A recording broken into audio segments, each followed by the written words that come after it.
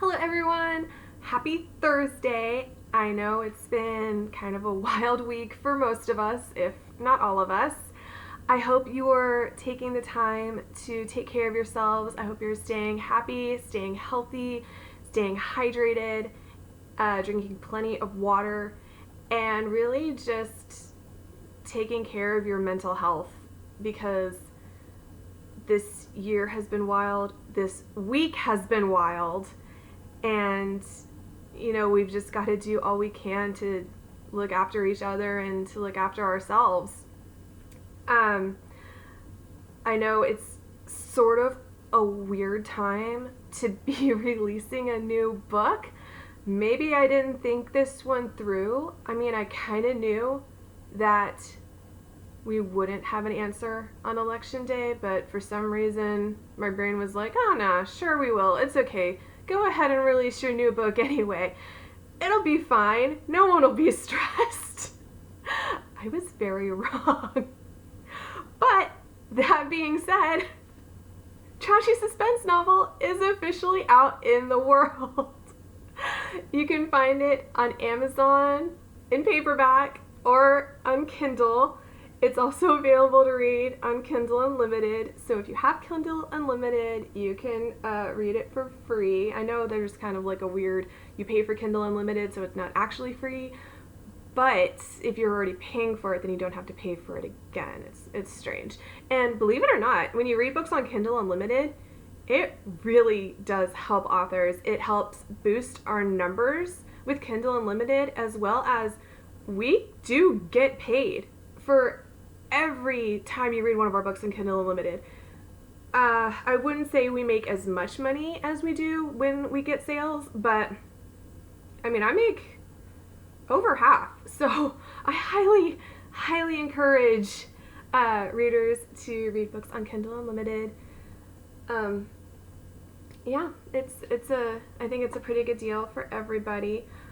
If you like snow, if you like mountains, if you like suspense, if you like handsome horror novelists, if you like small town bookstores, and if you like monsters, I highly recommend Trashy Suspense novel. I know I wrote it, I'd highly recommend it anyway, but I'm just so proud of it, you guys. I've been working on it for about a year and a half now, and again, it's the most challenging book I've ever written, and I loved every minute of it. I loved that challenge.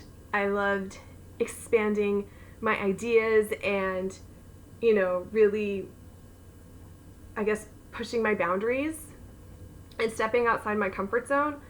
And I'm just so happy with how it turned out. I'm going to talk a little bit more about this later. I'll probably read chapter 2 for y'all, just, in celebration of its release. But first I wanted to talk about a few other things. First of all, it is officially NaNoWriMo, National Novel Writing Month. Yay! So I am actually working on my next release that I'm hoping to have out by Christmas. It is actually a sequel to Once Upon a Midnight Clear. I think I can tell y'all now, it's called Once Upon a Times Square. And now that Trashy Suspense novel is out in the world, I'll be releasing the book cover, which I love. It's so this is actually a free stock photo. This isn't what most of my book covers are, pictures that either I took or pictures that my sister took. This is a free stock photo that I found on Pixabay, and I credited the photographer is Bruno Glash. I'm not sure I know how to pronounce that last name. I'm really sorry. But I just loved this image. The sequel, Once Upon a Times Square, it has a similar stock photo, and it's just really pretty. I can't wait. I'm so excited. I've got to tell y'all, they're working on it.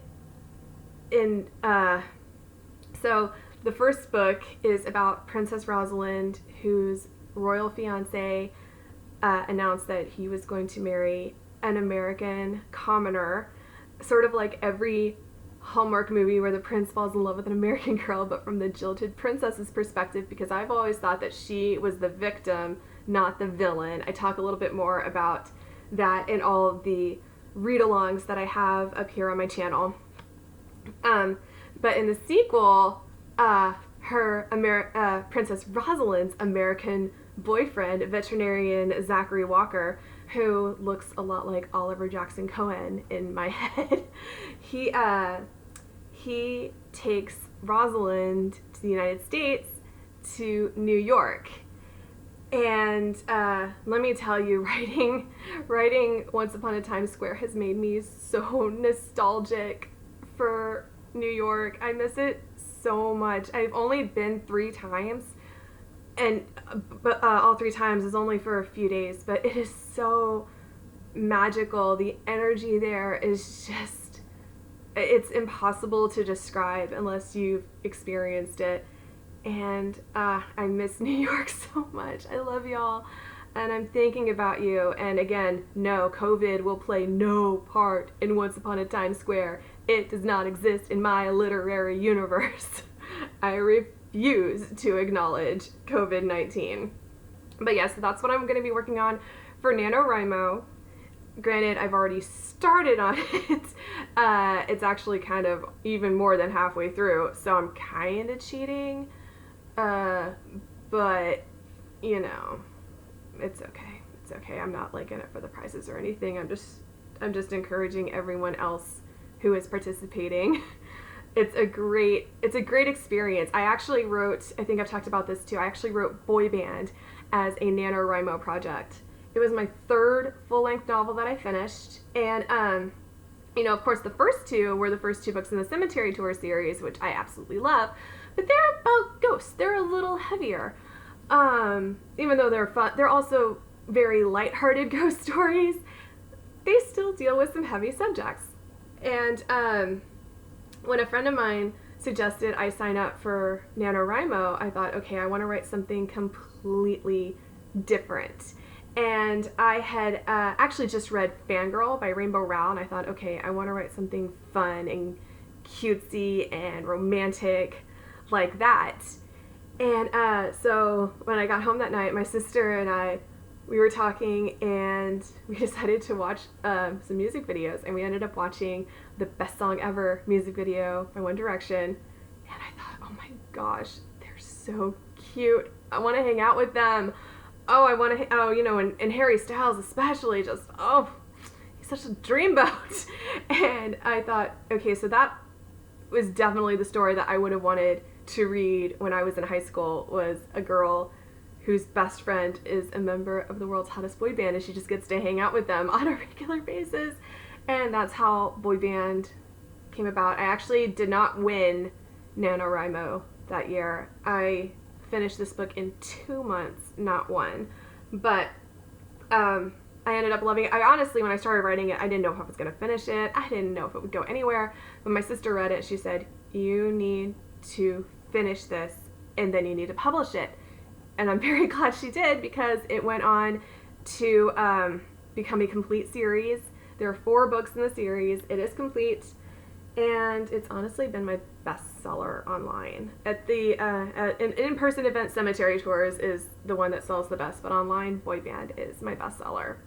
So NaNoWriMo, it works. It's fun. It's a challenge. It's an opportunity to do something completely different, and I think that's great. And I am sending all my love and support to you if you are writing this month. Keep going, keep it up. Do not let anything discourage you or stand in your way. So yeah, that's Boy Band. Oh, and I forgot, next week it's actually going to be on sale for NaNoWriMo, but I'll share about all that later on Instagram, on Twitter, all that good stuff.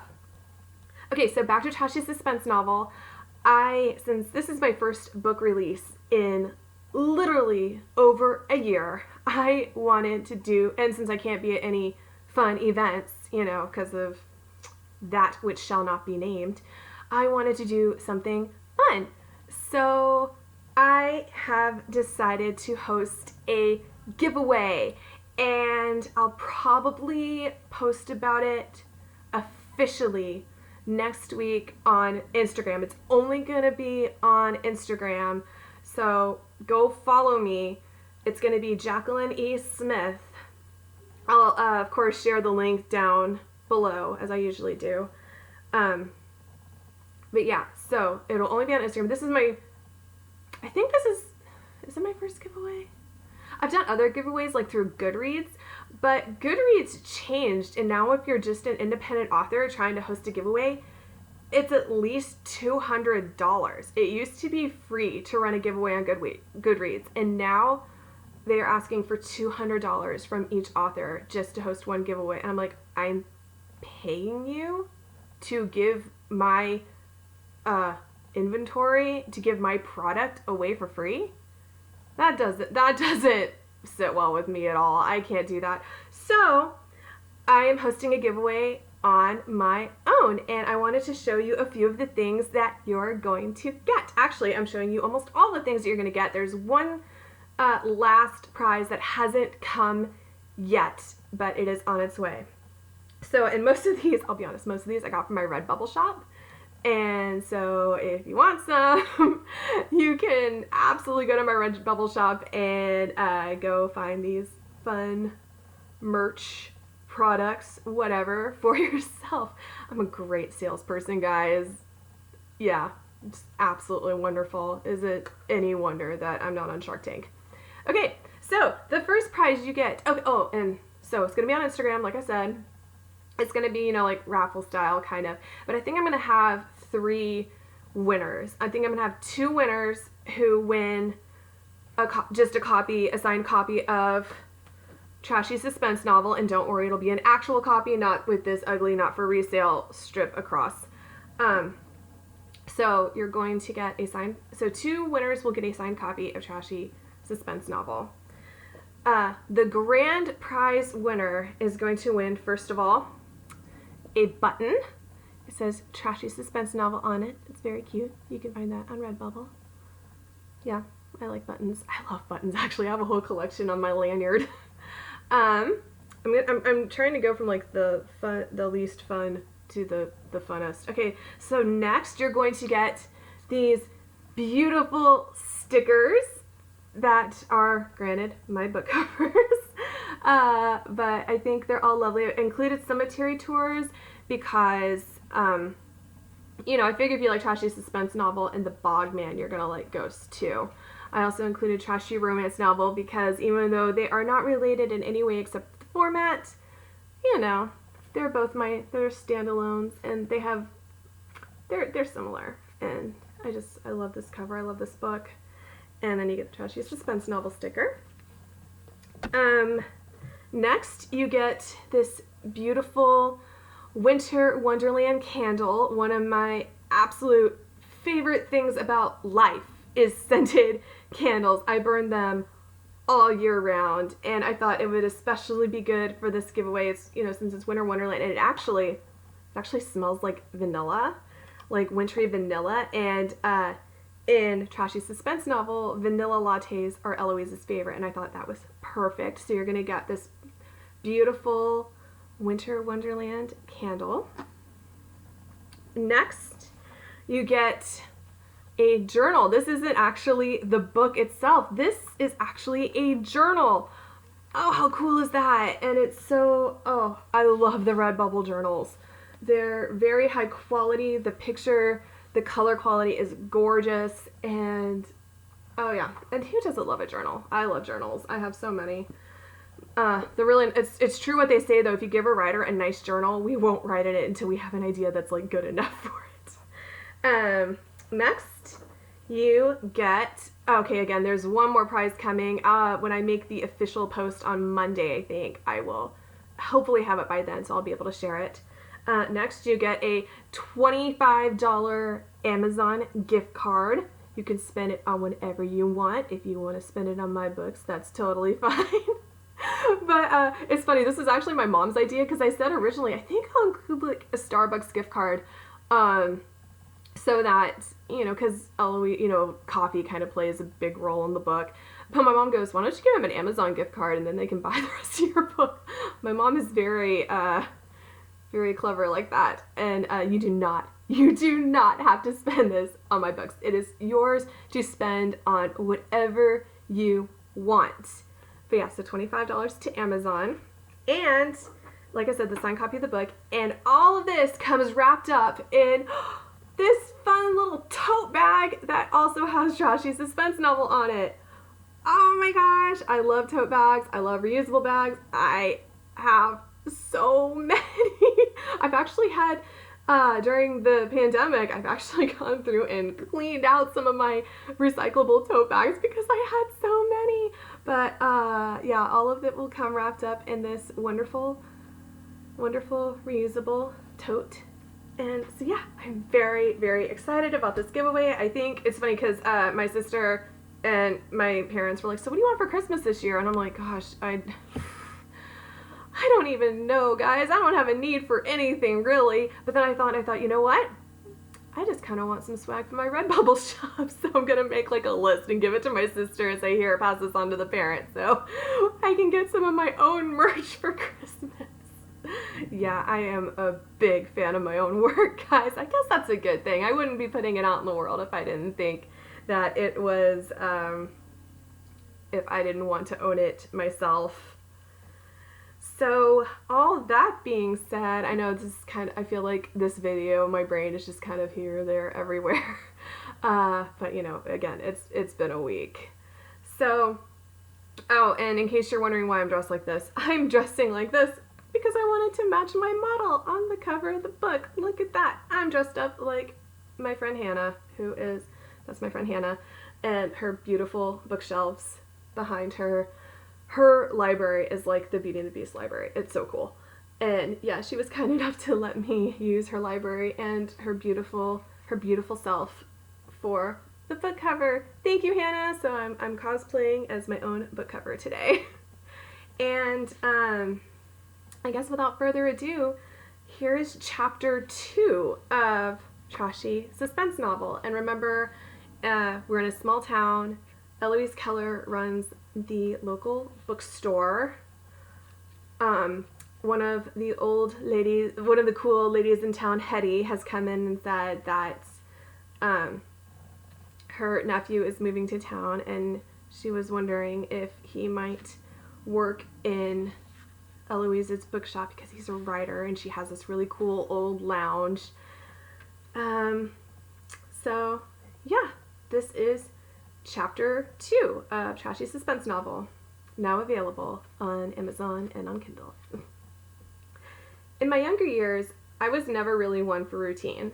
Since becoming a single parent, however, I have found few things in life that keep me afloat quite like my morning ritual.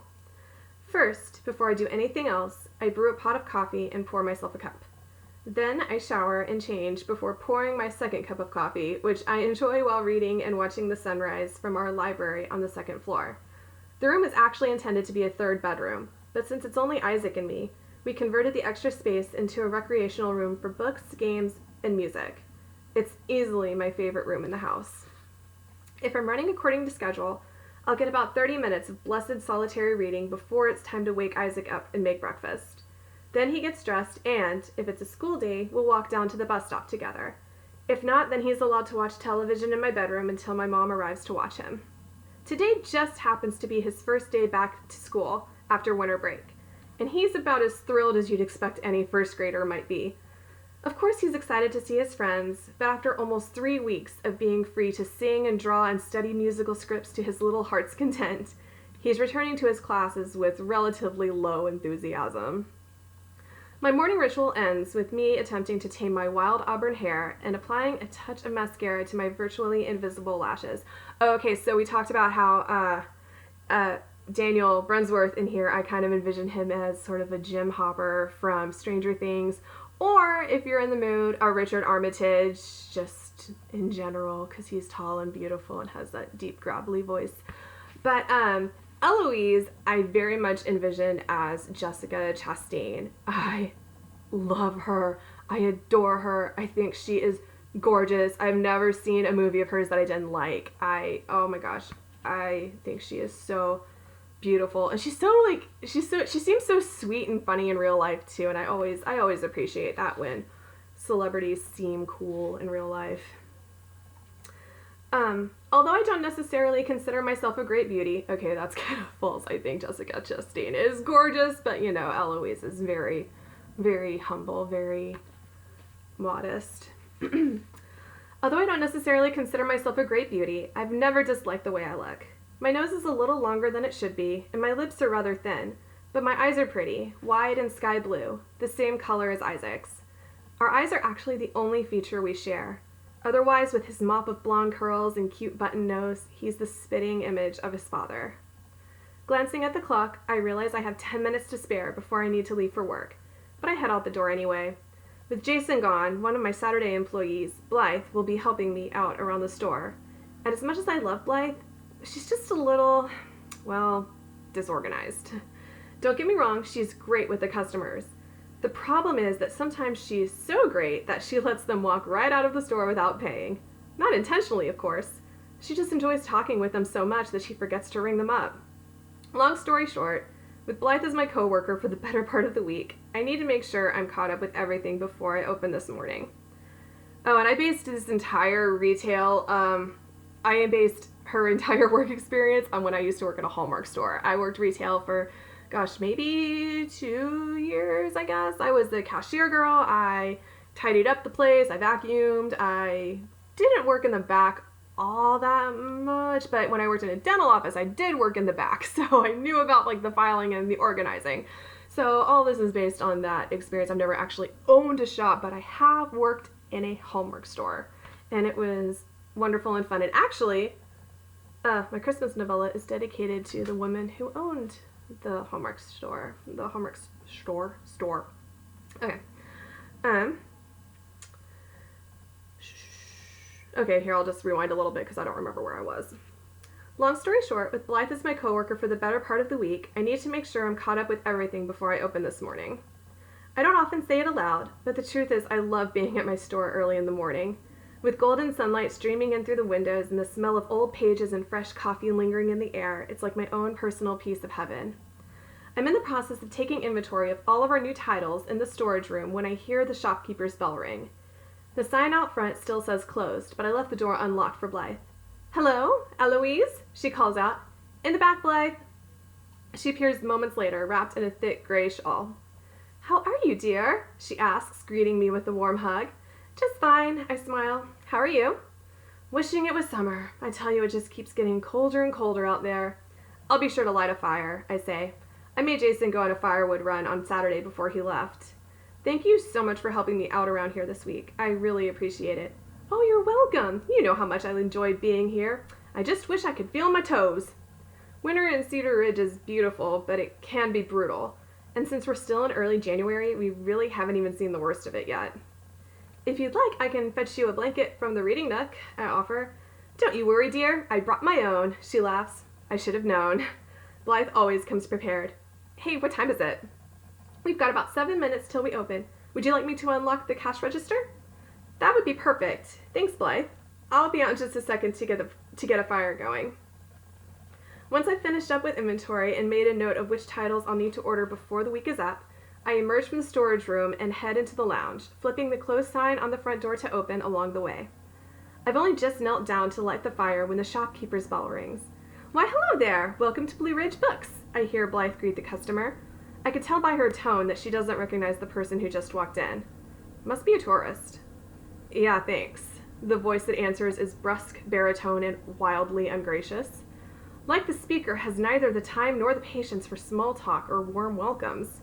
"Are you Eloise Bowman?" Now, it's not all that unusual for customers to ask for me. My name is listed on the website after all. Sorry, some of these are notes that I made. I'm still reading from the proof copy. So I had to make some notes and edits. My name is listed on the website after all. What is a little strange, however, is that this guy knows me by my maiden name. "Oh, dear me, no," Blythe answers. "I'm just the temporary cashier, but I can call her in here for you if you'd like." "There's no need," I announce as I stride back into the store itself, fully prepared to give the person I'm about to meet a very passive-aggressive lecture on common courtesy. One look at him, however, and I'm strongly considering turning right back around and leaving Blythe to fend for herself. The man in my store is intimidating, to say the least. He stands well over 6 feet tall, sturdy in stature and rugged in appearance. His eyes are actually a rather beautiful blue, but shadowed by a heavy, almost menacingly stern brow. Strands of his windswept brown hair fall inelegantly across his forehead, and he has a scruffy beard. Remember, I really haven't read this. I'm not nearly as... I haven't had nearly as much practice reading this aloud as I have reading my other books aloud, so I apologize. Strands of his windswept brown hair fall inelegantly across his forehead, and he has a scruffy beard. It strikes me suddenly that he would be rather handsome if not for the ugly scowl on his face. Summoning up every ounce of bravado that I possess, I clear my throat and ask, "What can I do for you?" "I'm Daniel Brunsworth. My aunt told me that I should come and talk to you." "Hold up. This guy is Hetty's nephew? That's impossible. The way she talked about him, she had me expecting a mild-mannered, middle-aged milquetoast, not a tall, brawny mountain man who looks like he could survive for days roughing it in the Alaskan wilderness." "Oh, right," I managed to choke out. "It's nice to meet you. I'm Eloise Keller." I thought Hetty said it was Bowman. It was. Bowman is my maiden name. I'm divorced now, but I still go by Keller because it's my son's last name. "How old is your son?" I hate to admit it, but I'm a little surprised he's asking. He doesn't seem at all the type to be interested in other people's kids, or other people in general. 6. That's a great age. He's a pretty great kid. Not that I'm biased or anything. Hetty mentioned that you have a daughter. How old is she? She'll be 11 next month. I guess she started school today. Yeah, I'm trying not to think about it, he admits, shoving his hands into his pockets. Was she nervous? No, but I am. Oh my goodness. Is the ice beginning to thaw? Don't be. Cedar Heights is a wonderful elementary school. Who's your teacher? Actually, she's at the North Hill Academy. Oh, okay. And by that I mean, oh wow. North Hill Academy is the only private elementary school in Cedar Ridge, and it is definitely not cheap. I know it's absolutely none of my business, but I can't help but wonder how he's able to afford it. Maybe Hetty's helping him. With all her fake furs and costume jewelry, I can totally see her being an eccentric millionaire. Well, she'll get an excellent education there. I've heard nothing but good things. I'm really just hoping that she's able to make some friends. She's had a rough year. Yeah, Hetty told me. I mean, she didn't go into detail or anything. She just mentioned that she'd lost her mom, and I'm so sorry for both of you. Thank you, he tells me, glancing down at the floor. Okay, it is definitely time to change the subject. So, Hetty told me that you're also a writer.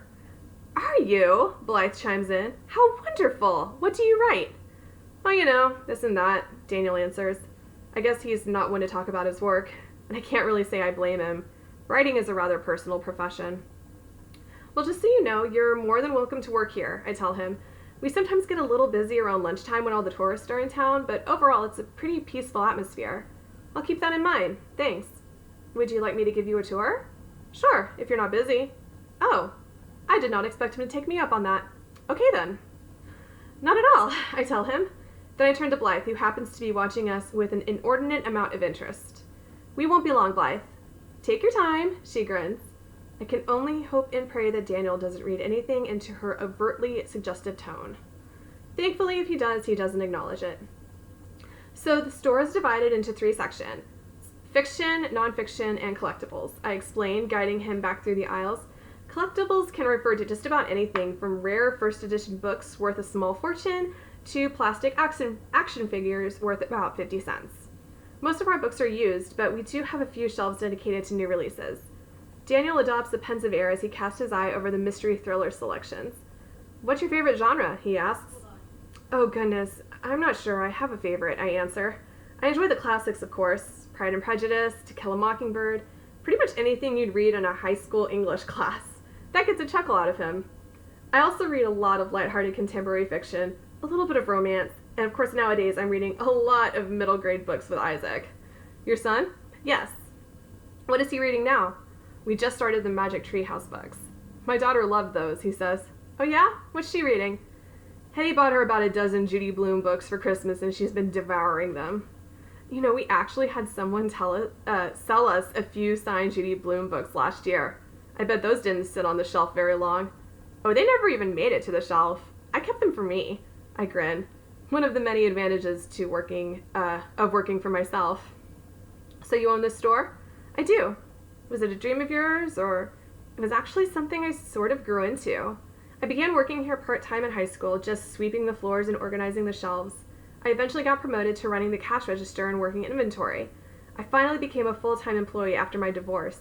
Then when the previous owner, Mrs. Snyder, decided to retire, she asked if I'd be interested in taking it over for her. Sounds like you've done well for yourself. Well, I've had a lot of help, but I do my best, I say. And what about you? How did you get into writing? By accident, he remarks. It was never something I wanted to do or even considered, but my senior year of college, I was a few elective hours short, so I enrolled in a creative writing class thinking it would be easy. Was it? It was awful. It was so much work that for a few weeks I thought about dropping out. But then my professor called me in to discuss my first assignment. I thought for sure he was going to tell me I had no business writing and that I needed to find myself a new elective. Instead, he asked me if I'd mind if he submitted my short story to a statewide fiction contest. That's incredible, I tell him. So I'm guessing you sort of fell in love with it after that?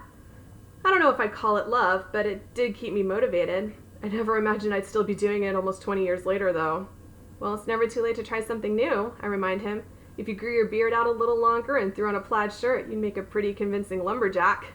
At that, he actually throws his head back and laughs. It's a miracle.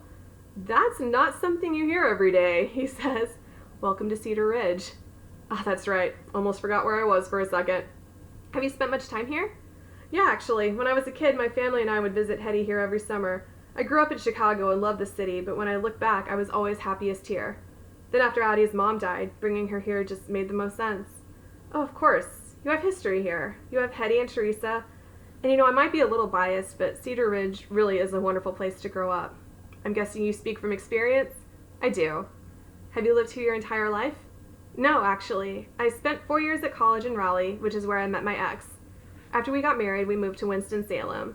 It wasn't until we split up 4 years ago that Isaac and I moved back here. I don't hesitate to tell you it was the best decision I've ever made. I'm glad everything worked out for you. Well, like you said, bringing him here just made the most sense. Daniel smiles down at me, and suddenly I find myself totally reevaluating my first impression of him. He isn't rude or angry. He's an artist who doesn't open up until he feels comfortable in his surroundings. He's a father trying to make the best decisions for his daughter in a new town. He's a man adapting to a new role and a new life, and although I doubt he'll come out and say it, I get the impression that that new life scares him to death. And I, for one, know exactly how he feels. So, would you like to see the lounge? I ask. Lead the way. Scene change. My mom is waiting for me at the window when I arrive home later that evening. Let the record state that this is not a regular occurrence. What's going on? I ask her, shedding my coat. Is everything okay? Yes, everything's fine, she answers with an uncharacteristically cutesy smile. I'm just eager to hear about your day.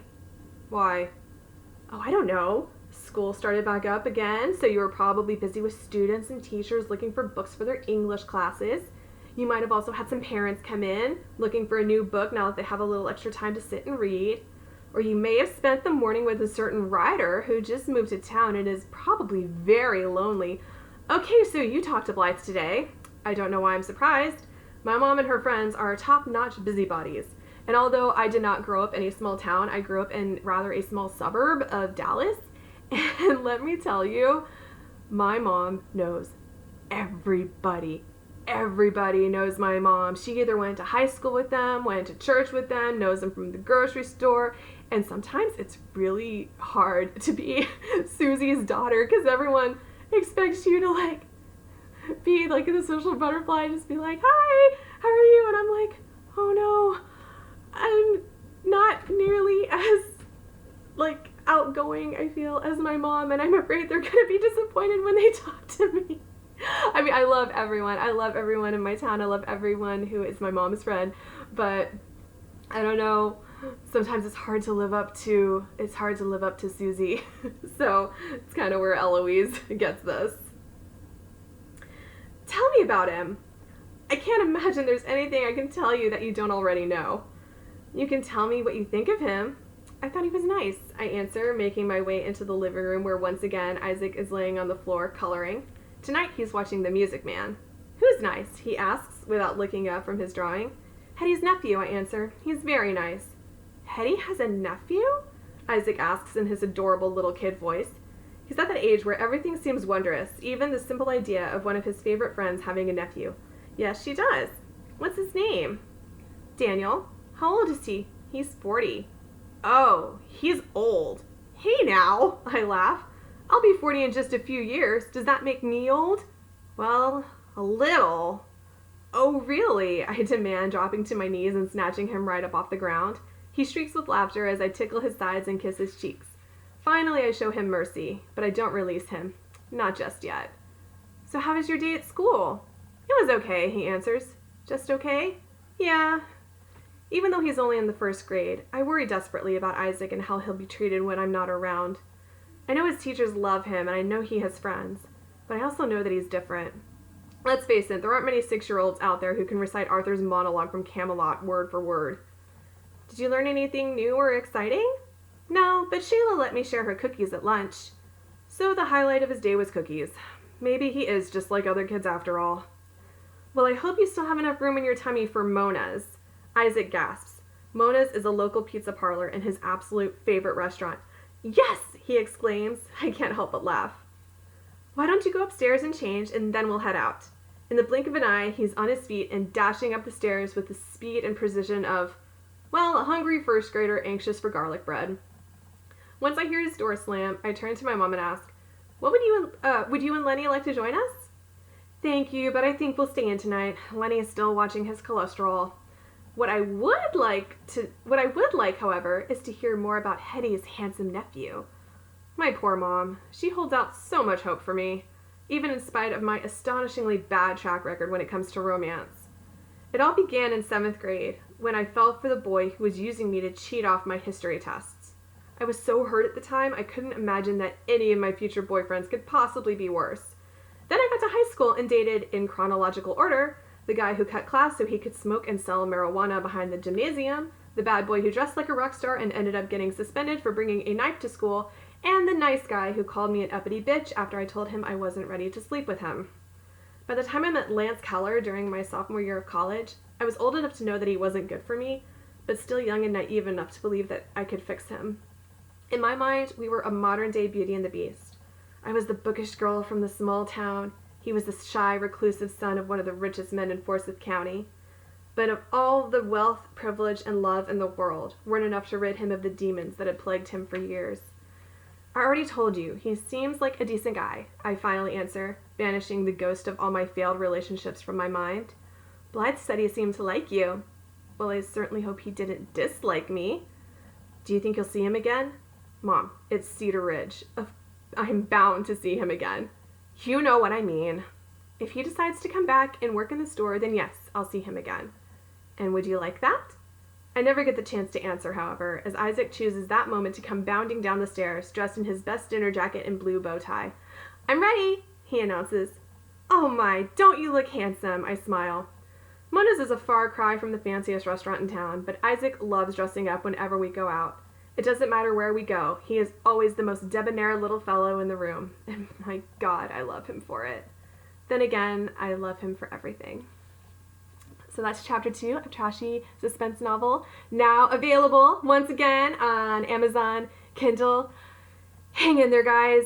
It's gonna be fine. Everything is going to be okay. Breathe, drink water, read a book. I love y'all. See you next time.